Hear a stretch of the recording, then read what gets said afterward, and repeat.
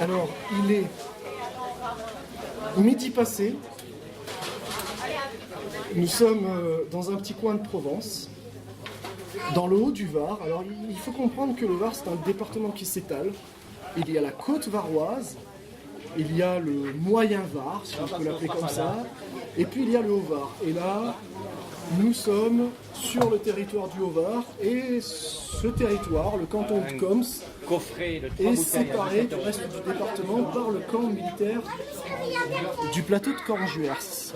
Faites des beaux cadeaux là, le coffret à 17 €. Donc il y a un petit côté reculé, sauvage, secret, très très sympa. Et puis aujourd'hui il fait très beau, il y a un chouette soleil, un petit peu de vent, tout ce qu'il faut pour passer une bonne journée. Tout ce qu'il faut pour passer une bonne journée. Et puis à cette heure-ci, eh bien en fait à cette heure-ci il fait un peu soif. Il fait un peu soif, donc c'est l'heure où je me rapproche de l'un des nombreux producteurs vignerons ici présents. Et en l'occurrence, eh bien aujourd'hui, à cette heure, c'est sur le stand du domaine du Suvaggio que je me suis rapproché auprès de mon ami André Gaz, vigneron depuis 40 ans, sur une lignée de vignerons depuis plus de 250 ans.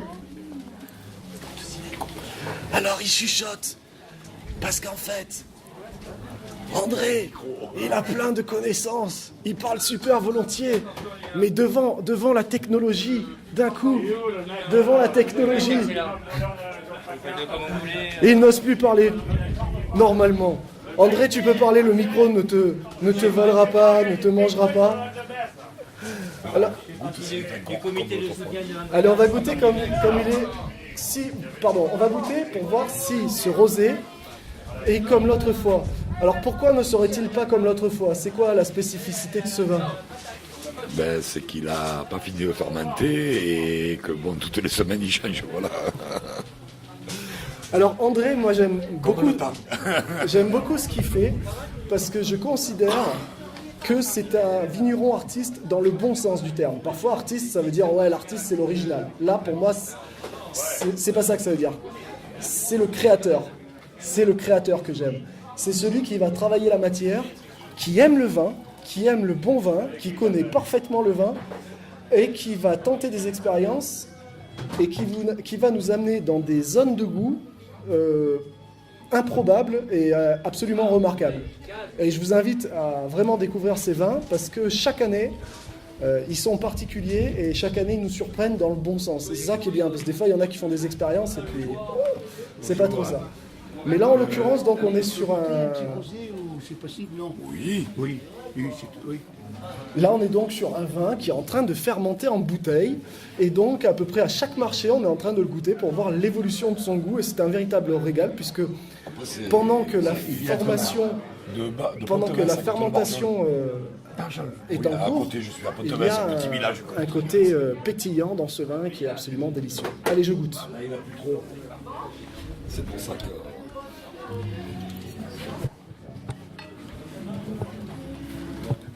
Alors, derrière, avant de goûter, il faut sentir. derrière, c'est de 2013. Le rosé, oui. Mais il est spécial. Il faut le goûter, il est spécial. On est que sur quel cépage? Grenache et Roll.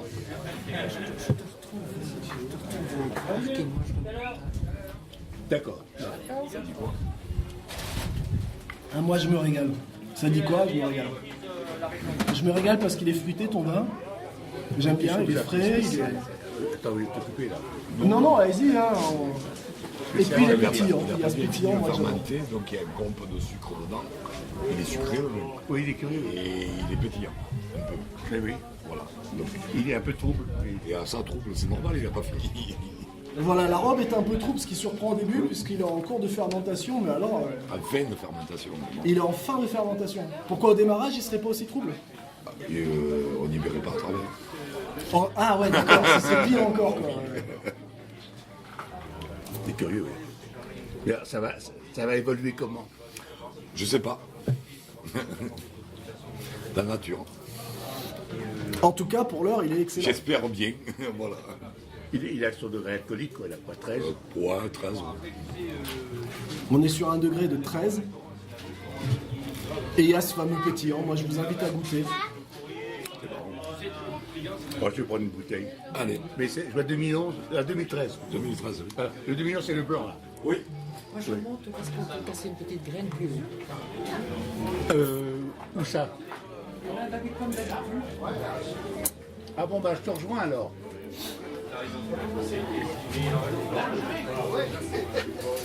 Ah si. Alors, on en parlait un peu la dernière fois, André, tous les deux. Ouais, il y a... Ça, tu vois, ça finit de fermenter, il y a encore du dépôt voilà, au fond de la bouteille. C'est les bourbes, les lits, voilà. Voilà, on est vraiment sur du vin, là. Parce que là, ça fait un petit peu apéritif. Quoi. Ah oui, oui, c'est l'apéritif. Ah là, c'est ouais, parfait pour l'apéritif. Oui, c'est ça, c'est pas un vin de repas, quoi. C'est un vin d'apéritif. Ah non, non. Et voici en vous remerciant. Oui. Vous voulez un petit sac pour la bouteille? Je vais. Oui, je veux bien. Oui.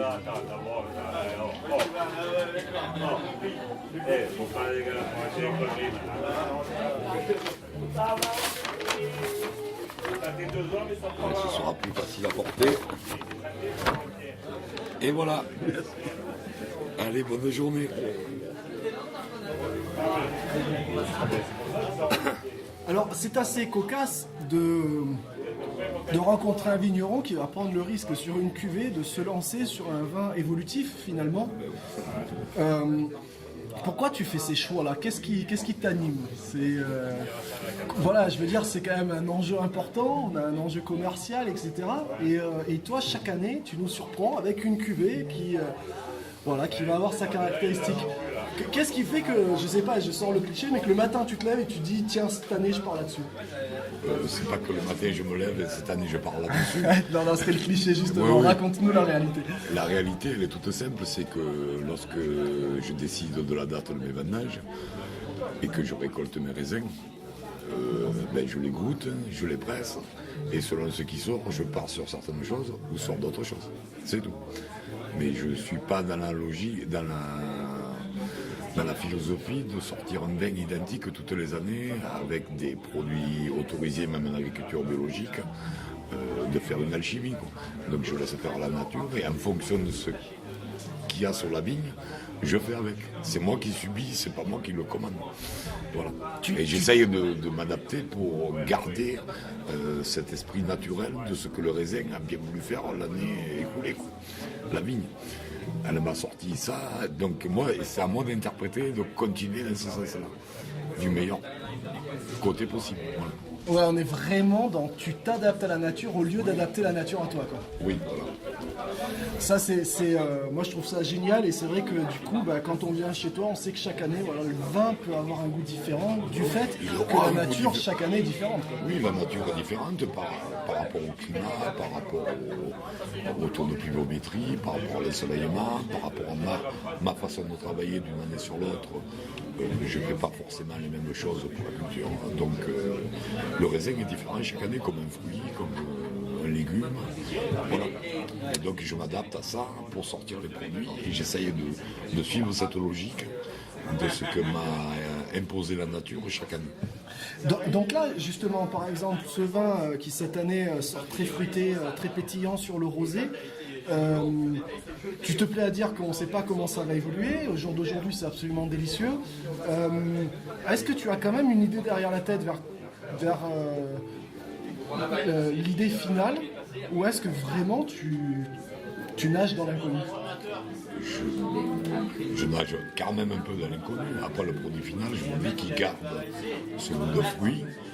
Il aura plus un côté pétillant, mais je voudrais qu'il garde ce goût de fruit et qu'il ait une robe qui reste identique. Voilà. Ouais, ça te plaît d'avoir cette robe un peu trouble originale? Non, trouble, il sera plus trouble, mais l'intensité de couleur qui garde cette intensité de couleur. D'accord. Tu disais qu'en fonction de la nature, tu vas adapter tes travaux. qu'est-ce que tu vas faire évoluer? Parce que je sais pas, moi, en néophyte, je vois la taille de la vigne, un peu le travail du sol, puis après la vendange. Mais qu'est-ce qui fait un changement d'une année sur l'autre? Des méthodes de vinification, on va dire. D'accord, plus sur la Traditionnelle. vinification. Voilà. La façon de travailler à la cave, quoi.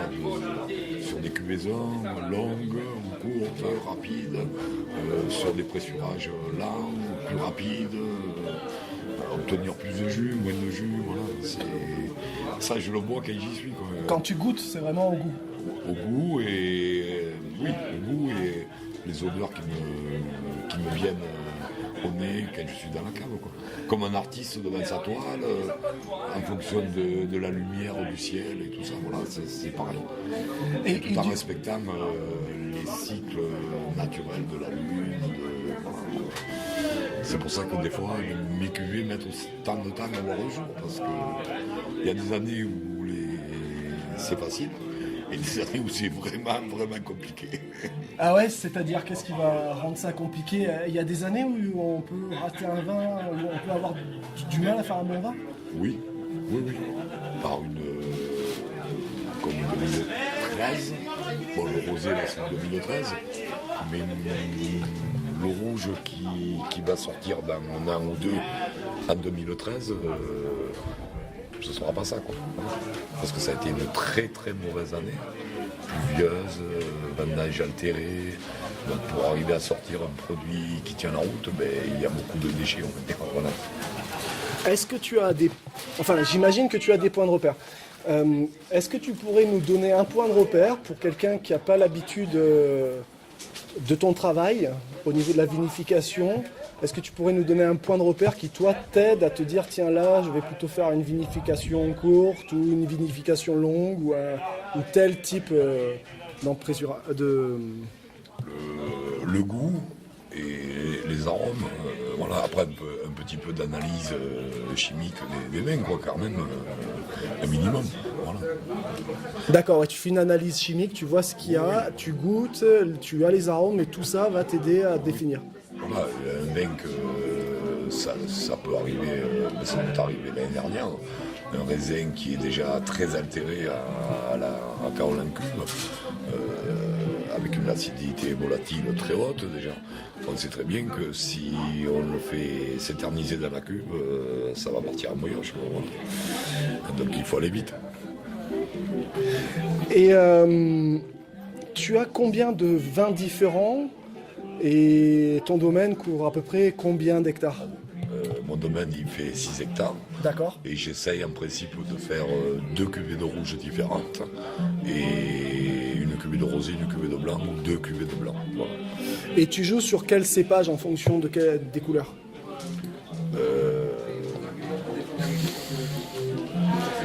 C'est plutôt des mathématiques, c'est en fonction de la place dans les cubes dans la cave. Voilà. Parce que j'ai pas une cave où je peux me permettre, vu que je suis artisan, j'ai pas encore assez de place pour faire ce que je voudrais faire vraiment. Et donc il y a des années que c'est la capacité des cuves qui me guide dans mes choix aussi.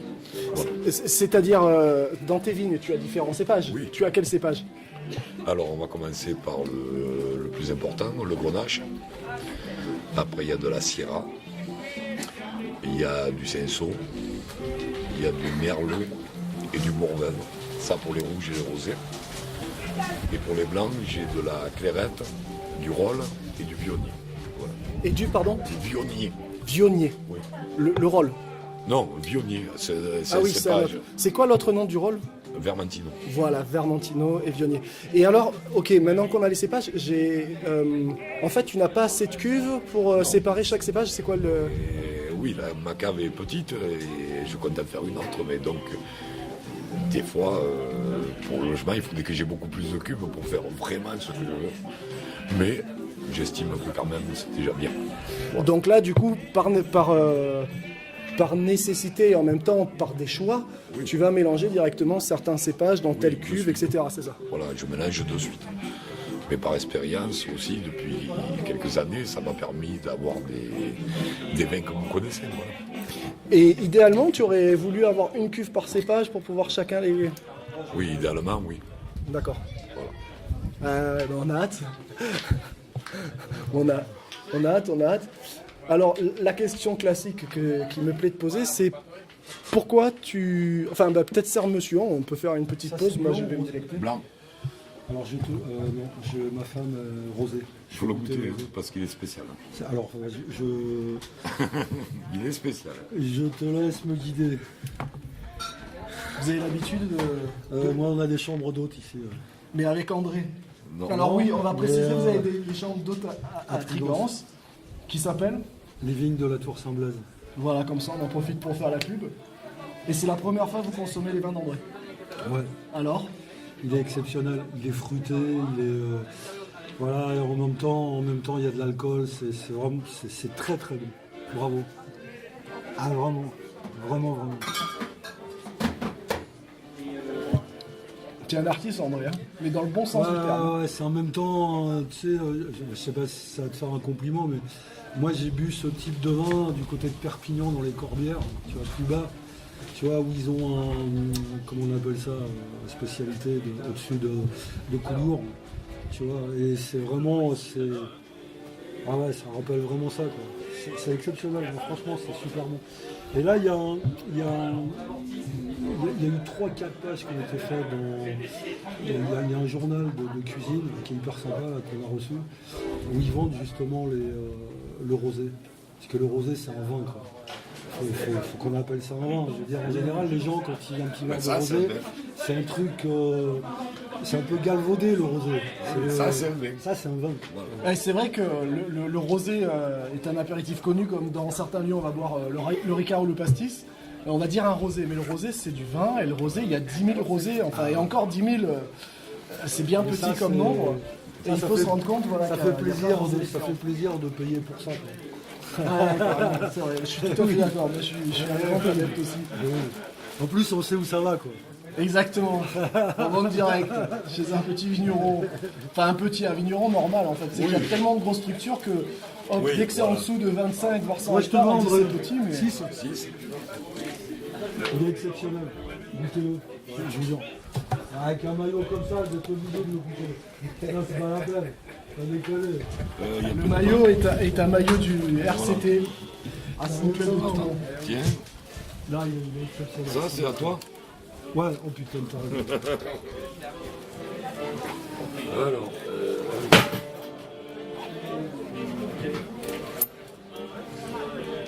Merci à toi. voilà. Alors, de suite au frais et debout. T'inquiète. Et debout. Et de suite bu. Pourquoi debout? Mais parce que comme il n'a pas fini par Parce qu'il y a si du le dépôt. bouchon y part, on ne renversera pas le produit. Et ouais. Voilà, parce que la fermentation peut faire péter le bouchon. Oh oui, Il est exceptionnel. Le rosé, Alors je voulais te poser la question, pourquoi le choix du vigneron? Pourquoi tu as décidé de faire ce métier-là? parce que je suis tombé dedans quand j'étais petit. Oui, mais tu aurais pu en partir. Hein? Tu aurais pu en partir. J'en suis parti. Tu en es parti. Alors pourquoi tu en es parti et pourquoi tu en es revenu?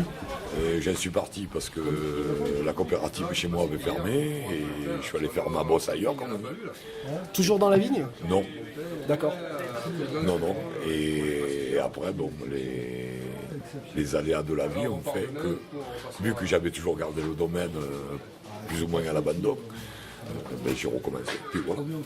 Tu en es heureux. Oui, très, On le sent. Hein. très, très heureux. Merci beaucoup pour ton témoignage, André.